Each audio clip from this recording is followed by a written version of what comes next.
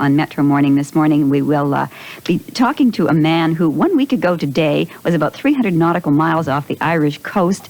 And, well, terrible things happened after that, but obviously he's around to tell the tale because we're going to be speaking to him. It's a sailing story, and it's a whale of a tale, let me tell you.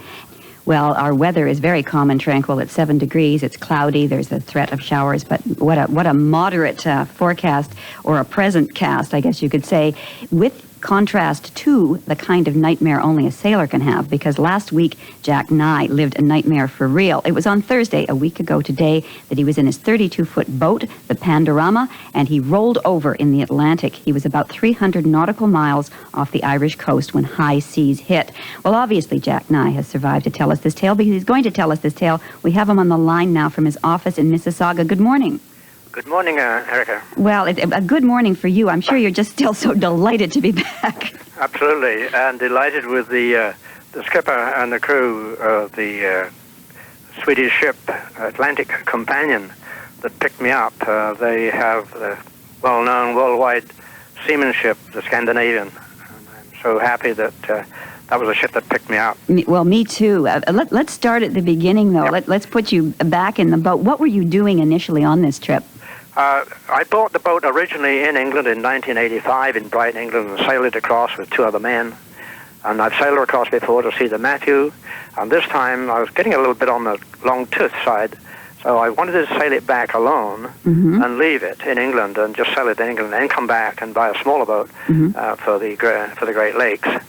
But unfortunately, it didn't happen that way. Of course, as you know, I left Halifax, the port of Arndale Yacht Club, on the 7th of September, and ran into bad weather pretty well all the way until I was eventually knocked down and picked up. Now, you were knocked down before the ultimate knockout punch, right? Yes, I was knocked down twice before I actually the boat was actually rolled over. Knocked down, as you might understand, is when the boat is completely knocked to one side and everything goes all over the place. Doesn't sound good. No, everything is just upheaval down below. And then the next day I was rolled completely over with the mast down in the water and the keel up in the air.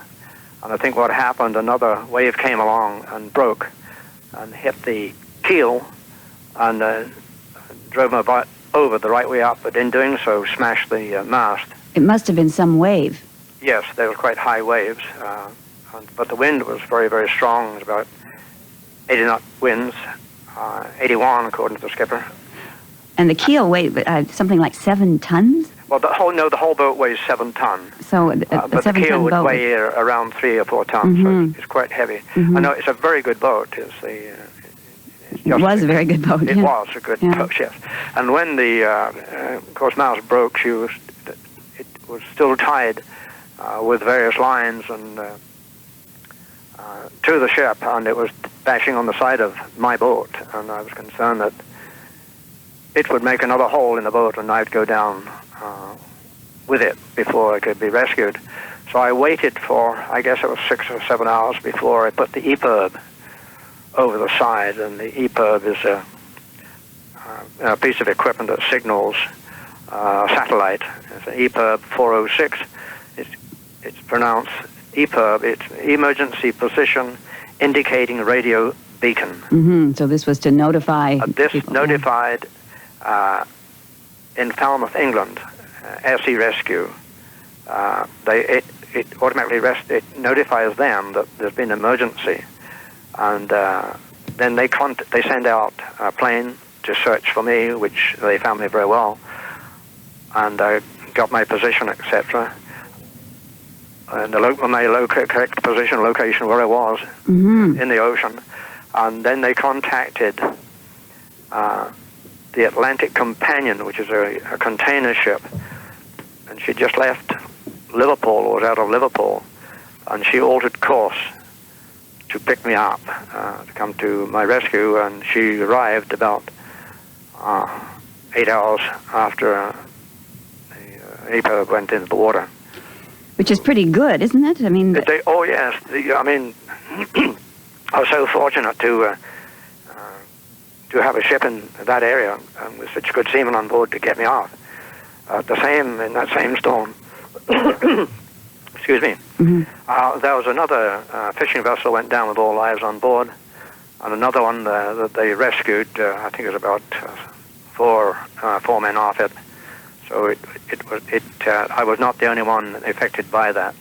Right, and you are a veteran sailor. You had sailed this route before. Well, I knew the route, and I was and the boat, it was a good boat. And if it hadn't been for the fact that the mast may have made a hole in the side of the boat, and I couldn't get on top because I couldn't get out of the hatchway because the boom was down over the hatch, and I was quite a time trying to get it free so I could even get out. And when I did, the waves were breaking over the boat all the time, so I could have sunk her even by getting out because there was no let up in the storm. Wow. Well, you're out, and we're speaking of this boat in the past tense. What happened to the Panorama? The Panorama, when they got me on board, they brought the great big container up alongside me, and I was on the lee side. They got me on board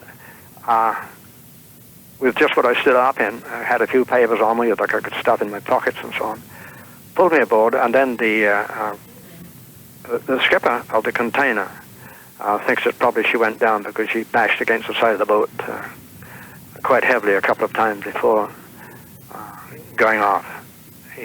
It's either in Davy Jones' locker or some fisherman's got it by now. I find it was on it. And here you are, and here I am safe and happy to be here. And any sustained injuries, any lasting injuries? No, I'm going to have an X-ray this morning. Actually, when I get off the radio, I'm going to have an X-ray because I did have problems.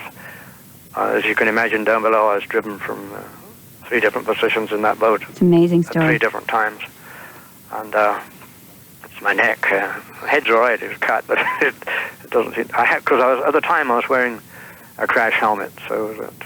And I know you don't mind us mentioning you are 76. I beg your pardon? I know you don't mind us mentioning, I think, that you are 76 years old. No, I don't. That was one of the reasons I was taking it over to put in England, because I didn't think I'd be that much good for sailing anymore. The last trip I had on the Matthew was very enjoyable, but I guess there's so much. I'm not a professional sailor. I'm a weekend sailor, although I have been around the Cape Horn and done a lot of sailing since in Lake Ontario and also the oceans. Well, it's an amazing adventure, and again, our congratulations for your survival, and thank you for taking time. And now get to that doctor and get that X-ray. Listen, I want to make one more thing clear, that when I came to Canada in 1949, 51 years ago, I was landed at the same dock as the Atlantic Companion took me back to. Same dock, of course. But at that time when I landed here, there was thousands of stevedores and unloading stuff from the nets to the boat. Now it's all big containers. Okay, well, thank you very much. You're very welcome. Bye now. Erica, bye now. That's Jack Nye. He's a sailor in Mississauga, and last week his boat was rolled over in the Atlantic.